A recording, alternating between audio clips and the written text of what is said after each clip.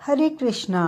आज हम कर रहे हैं गीता महत्यम अध्याय 6 सम्मुखी। अब मैं छठे अध्याय का महत्म बतलाता हूँ, जिसे सुनने वाले मनुष्यों के लिए मुक्ति आसान हो जाती है। गोदावरी नदी के तट पर प्रतिष्ठानपुर नामक एक विशाल नगर है, जहाँ मैं पिपलेस के नाम से विख्यात होकर रहता हूँ। उस नगर में जलश्रुति नामक एक राजा रहते थे, जो भूमंडल की प्रजा को अत्यंत प्रिय थे। उनका प्रताप मार्तंड मंडल के प्रचंड तेज के समान जान पड़ता था। प्रतिदिन होने वाले उनके यज्ञ के धुएं से नंदनवन के कल्प वृक्ष इस प्रकार काले पड़ गए थे, मानो राजा की असाधारण दानशीलता देखकर वे लज्जित हो गए हों। उनके यज्ञ में प्रताप पुरोडास के रसास्वादन में सदा आसक्त होने के कारण देवता लोग कभी प्रतिष्ठानपुर को छोड़कर बाहर नहीं जाते थे। उनके दान के समय छोड़े हुए जल की धारा प्रताप रूपी तेज और यज्ञ के धूमों से पुष्ट होकर मेघ ठीक समय पर वर्षा करते थे। उस राजा के शासनकाल में खेती में होने वाले 6 प्रकार के उपद्रवों के लिए कहीं थोड़ा भी स्थान नहीं मिलता था और अच्छी नीतियों का सर्वत्र प्रसार होता था। वे बावड़ी, कुएं और पोखरे खुदवाने के बहाने मानव प्रतिदिन पृथ्वी के भीतर की निधियों का अवलोकन करते थे। एक समय राजा के दान, तप, यज्ञ और प्रजापालन से संतुष्ट होकर स्वर्ग के देवता उन्हें वर देने के लिए आए। वे कमल लाल के समान उज्जवल हंसों का रूप धारण कर अपनी पंख हिलाते हुए आकाश मार्ग से चलने लगे। उड़ते हुए वह सभी हंस परस्पर बातचीत भी करते जाते थे। उनमें से भद्राशव आदि 2-3 हंस वेग से उड़कर आगे निकल गए। तब पीछे वाले हंसों ने आगे जाने वाले हंसों को संबोधित करके कहा, अरे भाई भद्राशव, तुम लोग वेग से चलकर आगे क्यों गए? यहाँ मार्ग में बड़ा दुर्गम है। इसमें हम सबको साथ मिलकर चलना चाहिए। क्या तुम्हें दिखाई नहीं देता? यह सामने ही पूर्ण मूर्ति महाराज जानश्रुति का तेजपुंज अत्यंत स्पष्ट रूप से प्रकाशमान हो रहा है। उस तेज से भस्म होने की आशंका है, अतः सावधान होकर चलना चाहिए। पीछे वाले हंसों के ये वचन सुनकर आगे वाले हंस हंस पड़े और उस स्वर से उनकी बातों की अवहेलना करते हुए बोले, अरे भाई, क्या इस राजा जनाश्रुति का तेज ब्रह्मवादी महात्मा रैकब के तेज से भी अधिक तीव्र है?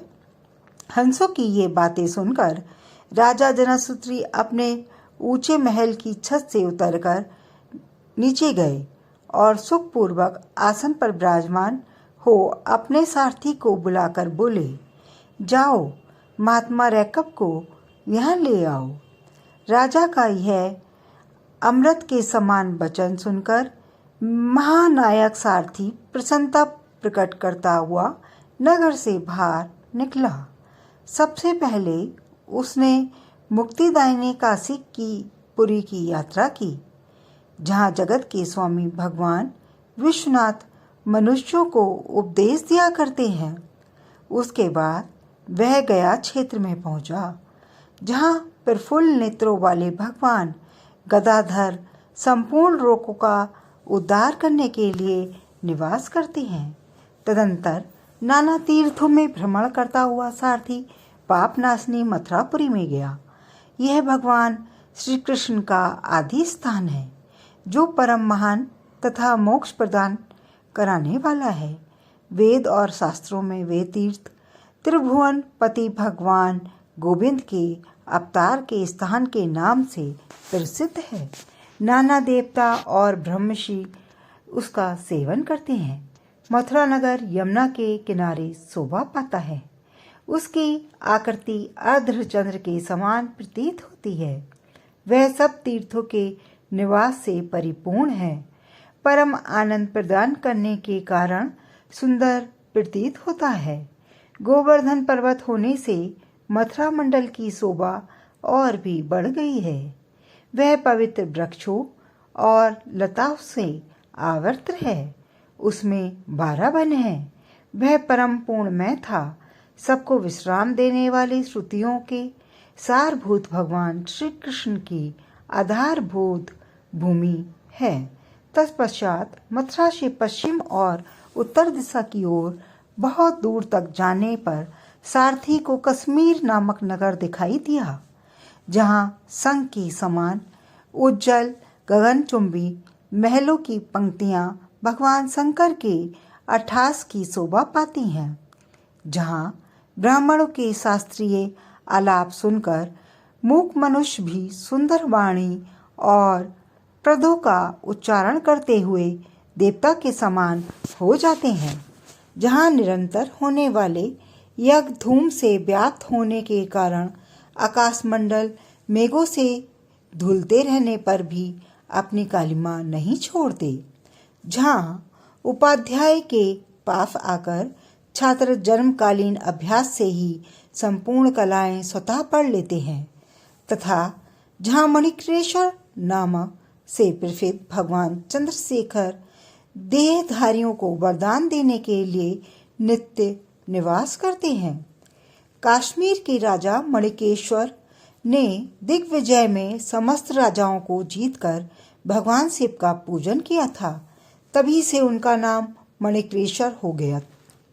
उन्हीं के मंदिर के दरवाजे पर महात्मा रैकब एक छोटी सी गाड़ी पर बैठे अपने अंगों को खुजलाते हुए वृक्ष की छाया का सेवन कर रहे थे।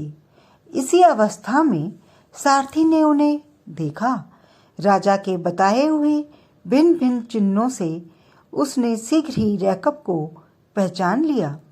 उनके चरणों में प्रणाम करके कहा, ब्राह्मण, आप किस स्थान पर रहते हैं? आपका पूरा नाम क्या है? आप तो सदा स्वतंत्र विचरने वाले हैं, फिर यहाँ किस लिए ठहरे हुए हैं? इस समय आपका क्या करने का विचार है? सारथी के ये वचन सुनकर परमानंद में निमग्न महात्मा रैकब ने कुछ सोचकर उससे कहा, यद्यपि हम पूर्ण काम हैं, हमें किसी वस्तु की आवश्यकता नहीं है, तथापि कोई भी हमारी मनोवृत्ति के अनुसार परिचर्या कर सकता है। रैकब के हार्दिक अभिप्राय को आदरपूर्वक ग्रहण करके सारथी धीरे से राजा के पास चल दिया। वहां पहुंचकर राजा को प्रणाम करके उसने हाथ जोड़कर सारा समाचार निवेदन किया। उस समय स्वामी के दर्शन से उसके मन में बड़ी प्रसन्नता थी। सारथी के वचन सुनकर राजा के नेत्र आश्चर्यचकित हो उठे। उसने हृदय में रैकब को सत्कार करने की श्रद्धा जागृत करते हुए दोनों खच्चरियों से जुती हुई गाड़ी लेकर यात्रा की। साथ ही मोतियों के हार, अच्छे अच्छे वस्त्र और 1,000 गौएं भी अपने साथ ले ली। कश्मीर मंडल में महात्मा रैकब जहाँ रहते थे, उस स्थान पर पहुंचकर राजा ने सारी वस्तुएं उनके आगे निवेदन कर दी और पृथ्वी पर पड़कर साष्टांग प्रणाम किया।